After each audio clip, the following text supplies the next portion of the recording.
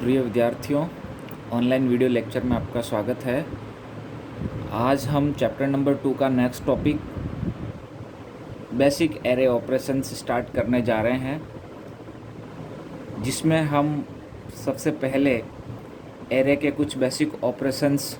आप जानते हैं एरे डाटा स्ट्रक्चर है। What is array? Array is an example of data structure, है ना। और डाटा स्ट्रक्चर के ऑपरेशंस आप चैप्टर 1 में ही जान चुके हैं। Insertion, deletion, updation, searching, merging, traversing, sorting, तो वो सब डाटा स्ट्रक्चर के ऑपरेशंस थे।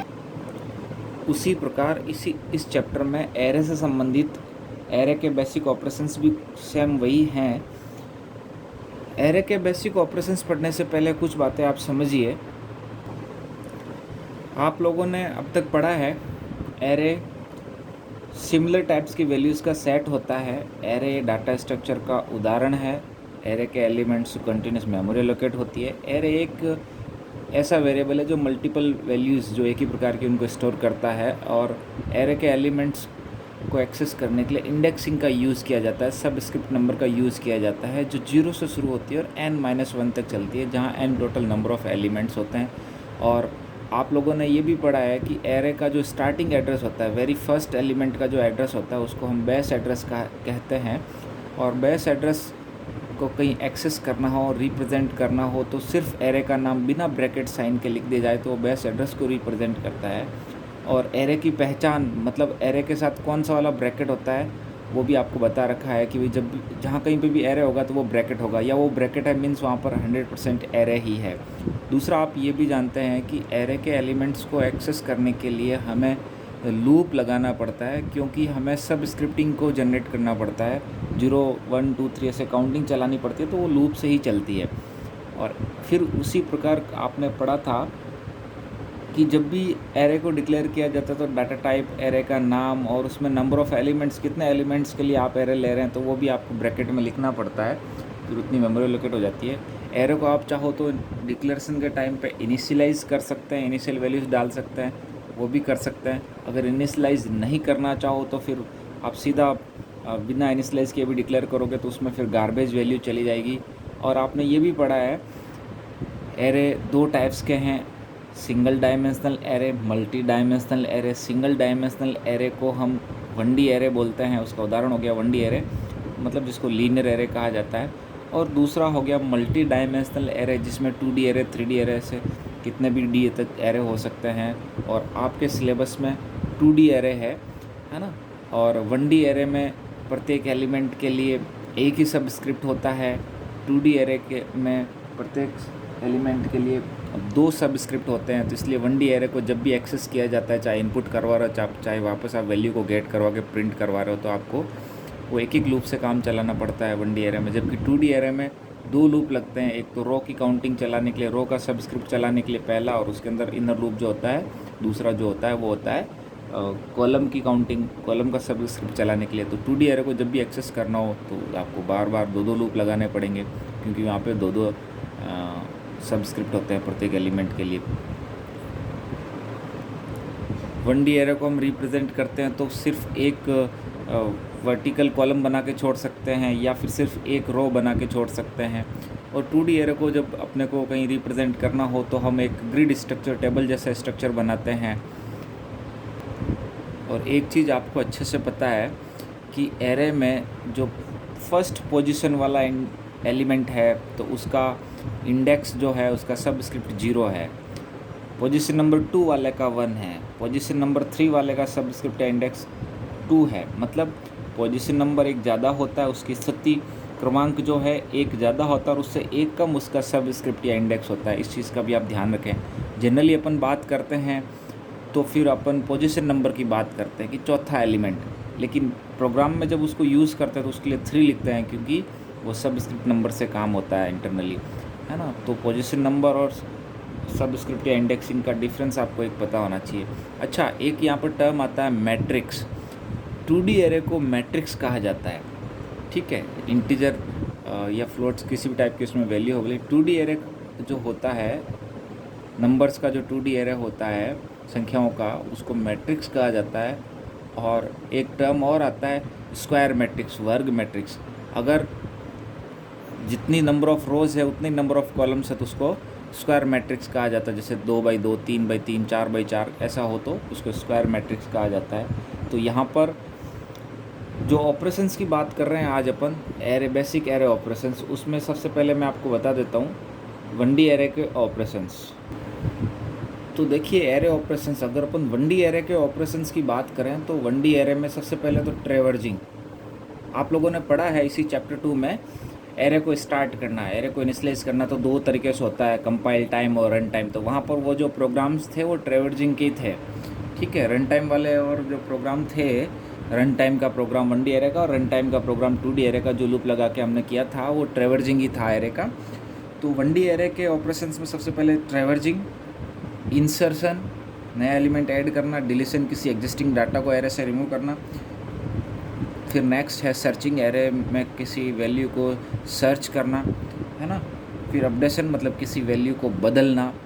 और फिर है सॉर्टिंग, एरे के एलिमेंट्स को किसी सीक्वेंस में अरेंज करना, एक्सेट्रा, क्योंकि ये कितने भी हो सकते हैं। ऐसे ही 2D एरे की बात करें तो 2D एरे में ये भी अप्लाई हो जाता है, मतलब आप इंसर्ट करवा सकते हैं, डिलीट करवा सकते हैं, सर्च कर सकते हैं, अपडेट कर सकते हैं, सॉर्ट कर सकते हैं। लेकिन जो 2D एरे के साथ बेसिक ऑपरेशंस लिए जाते हैं वो इनको नहीं लेके, ट्रैवर्जल तो जनरली लिया जाता है, लेकिन उसके बाद इनको लिया जाता है, इनको 1D एरे से रिलेटेड ही कंसिडर किया जाता है। 2D एरे में एक तो मैट्रिक्स जो होती है, जैसे मान लो ये 2D एरे मैंने आपके सामने बना दिया, तो ये 3x2 का है, 3 रो, 1 2 3 एंड 2 कॉलम्स, है ना। तो ये मैट्रिक्स हो गया, 2D एरे हो गया। तो यहाँ पर 2D एरे मतलब मैट्रिक्स के ऑपरेशंस में एडिशन आ जाता है, दो मैट्रिक्स को ऐड करना, उनका सब्ट्रैक्शन निकालना, उन दो को मल्टीप्लाई करना, है ना, किसी एक मैट्रिक्स को ट्रांसपोज करना या किसी एक मैट्रिक्स के डायगोनल्स मतलब विकर्ण को प्रिंट करना आदि। तो हमारे इस चैप्टर 2 में, या हम कह सकते हैं आपके सिलेबस में, 1D एरे के ऑपरेशंस ही हैं, 2D एरे का ओनली ट्रैवर्जल का प्रोग्राम है।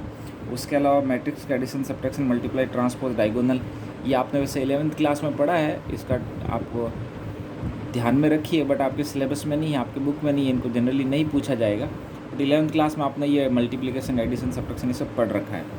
1D एरे के ऑपरेशंस आज हम पढ़ेंगे। थोड़ा सा मैं आपको बता देता हूँ। 2D एरे जो है एडिशन करना, मान लो एक ये मैट्रिक्स है 3x2 की है, तो इसमें अगर आपको दूसरी मैट्रिक्स को ऐड या सब्ट्रैक्ट करना है तो वो भी सेम सीक्वेंस की होनी चाहिए। ये 3x2 की है तो नेक्स्ट इससे ऐड या सब्ट्रैक्ट होकर होने वाली मैट्रिक्स भी 3x2 की होनी चाहिए और रिजल्ट भी 3x2 ही बनेगा।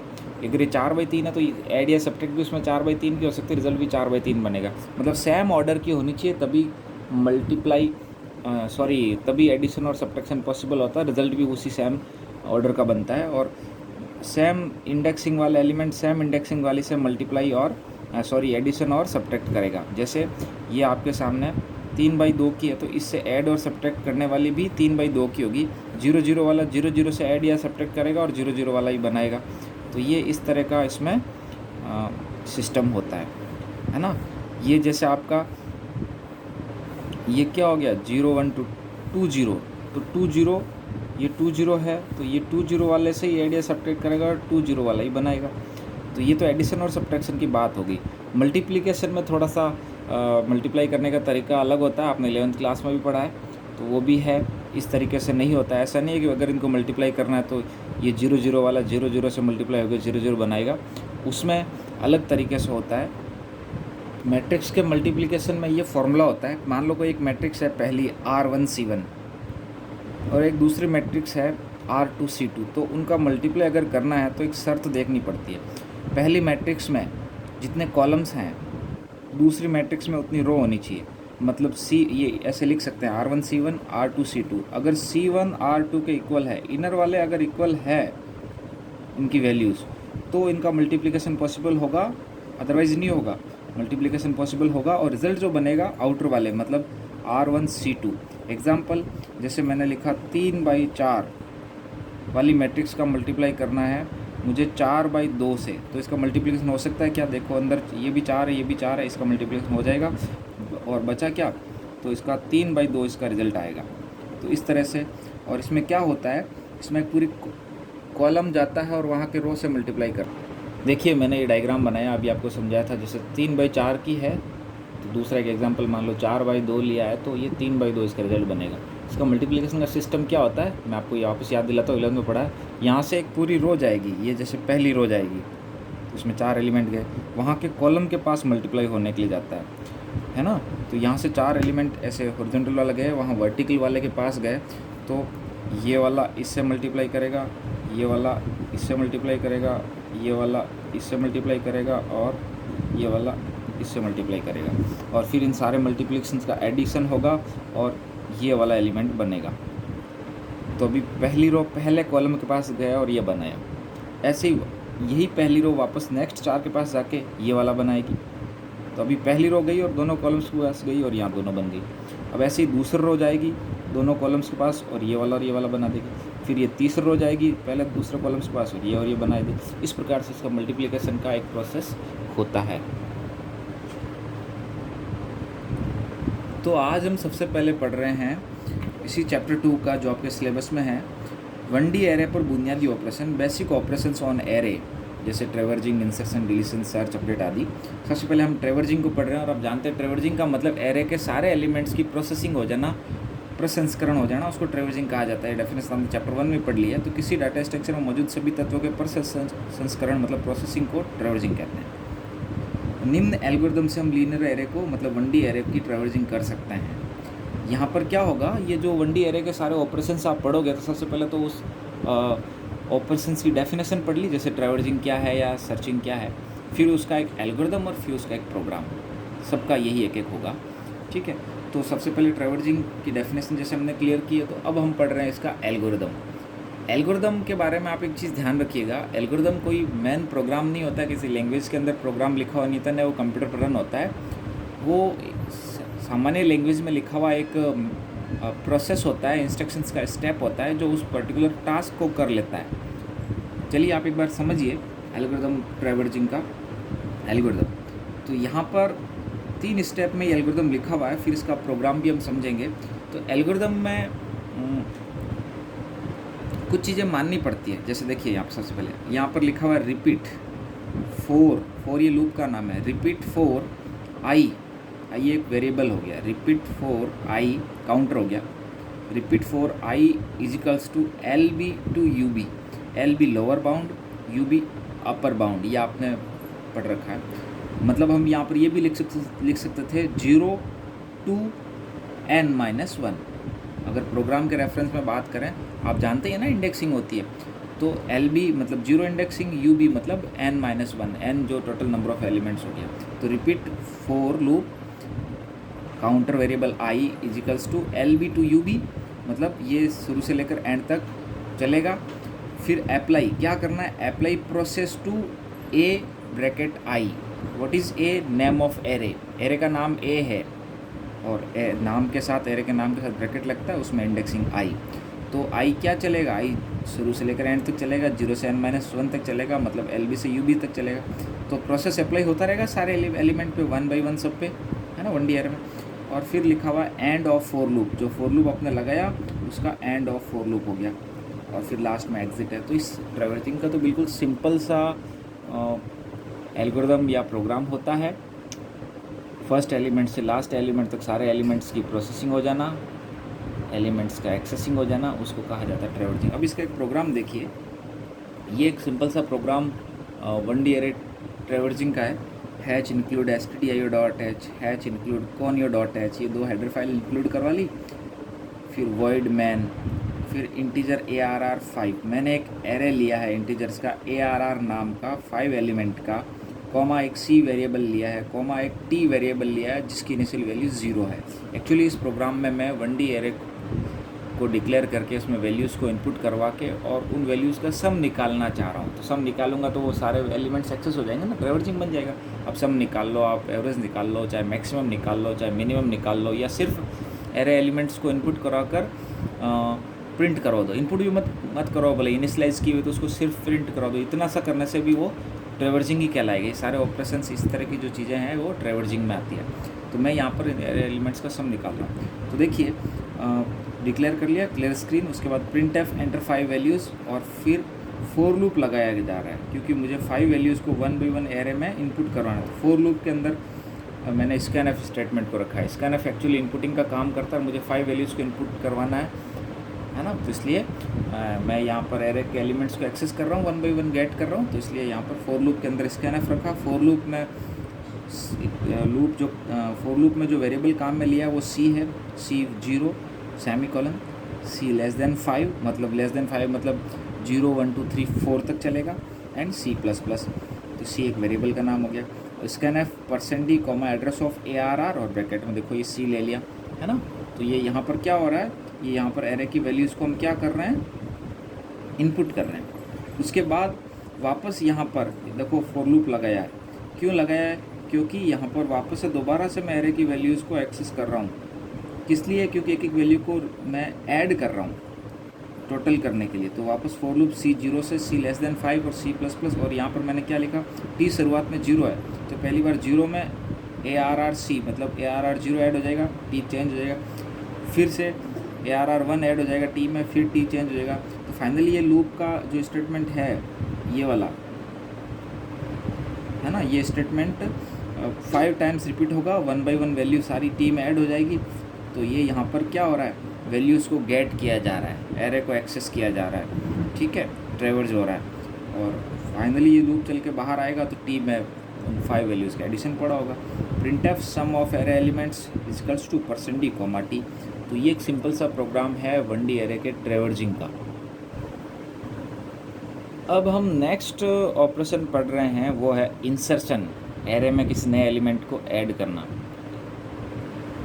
और दूसरा इसके बाद आएगा डिलीशन। इंसर्शन और डिलीशन के लिए आप एक चीज़ ध्यान रखेंगे, एरे जो एक होता है, सारे एलिमेंट्स एक लीनियर वे में स्टोर रहते हैं, तो शिफ्टिंग का ध्यान रखना है। शिफ्टिंग क्या है, एक्चुअली जब कोई एरे है, मान लो उसमें 5 एलिमेंट्स पड़े हैं और आपको एक नया एलिमेंट ऐड करना, और आप कहते हैं कि एक नया एलिमेंट जो नया आइटम जो ऐड करना है मुझे 3rd पोजीशन पर ऐड करना है, तो भाई 3rd 4th 5th में ऑलरेडी वैल्यूज़ पड़ी है, तो आपको 3rd पोजीशन पर नया ऐड करना है। तो इसका मतलब 3rd से लेकर लास्ट तक सारे एलिमेंट्स को शिफ्ट बैक करना पड़ेगा या नहीं करना पड़ेगा, तभी तो 3rd वाली वैल्यूज़ वहाँ पर ब्लैंक हो पाएगी और वहाँ पर आप नया एलिमेंट ऐड कर पाएंगे। अदरवाइज़ तो 3rd वाली आप शिफ्टिंग नहीं करोगे तो क्या होगा, वो ओवरराइट हो जाएगी, वैल्यू डेस्ट्रॉय हो जाएगी।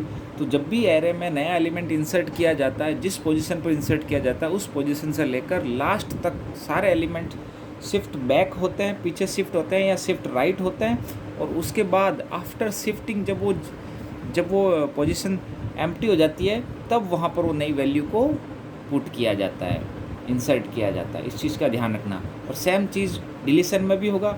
जब आप किसी एरे के अंदर कोई डाटा को रिमूव कर रहे हैं, तो जब उस डाटा को रिमूव करेंगे तो फिर जहाँ से रिमूव किया उसके बाद वाले से लेकर लास्ट तक वाले सारे आगे शिफ्ट होंगे, शिफ्ट लेफ्ट हो जाएंगे, और नंबर ऑफ़ एलिमेंट भी एक कम हो जाएगा। और इंसर्शन में टोटल नंबर ऑफ़ एलिमेंट्स एक बढ़ जाता है। तो इंसर्शन के बारे में समझिए, किसी भी डाटा स्ट्रक्चर में एक नया डाटा को जोड़ना। एल्गोरिदम पढ़ रहे हैं सबसे पहले हम। मान लीजिए एक लीनियर एरे मतलब एक 1D एरे है जिसका नाम है LA तथा उसमें n एलिमेंट्स है। हमें एक नया डाटा जोड़ना है जिसका नाम है, वेरिएबल नाम है आइटम। अच्छा, को एरे में K पोजीशन पर जोड़ना है, तो इसके लिए निम्नलिखित एल्गोरिदम होगा। K पोजीशन है, ध्यान रखना। एल्गोरिदम में तो हम पोजीशन की बात करेंगे, एल्गोरिदम में इंडेक्सिंग नहीं लगाएंगे। प्रोग्राम में इस चीज़ का ध्यान रखेंगे। सबसे पहले देखिएगा स्टार्ट और स्टॉप। अच्छा, क्या करना होता है आपको, अभी मैंने समझाया शिफ्टिंग करना पड़ेगा। शिफ्टिंग पीछे शुरू होगी, सबसे पहले लास्ट वाला पीछे किसका, फिर सेकंड वाला लास्ट वाले एक जगह पर, थर्ड लास्ट वाला सेकंड लास्ट की जगह पर, ऐसे पीछे से एक एक खिसकना शुरू होगा। और कहाँ तक खिसकेंगे, जिस पोजीशन पर नया डालना वहाँ तक, है ना। तो इसीलिए मैंने एक J वेरिएबल लिया, J में N मतलब लास्ट वाली संख्या डाल दी, लास्ट वाले का नंबर डाल दिया, J = N, और रिपीट किया, मतलब बार बार खिसकेंगे। कहाँ तक, जब तक वो खिसकना और खिसकना है ना। तो ये यहाँ पर 2 स्टेप रिपीट हो रहे हैं।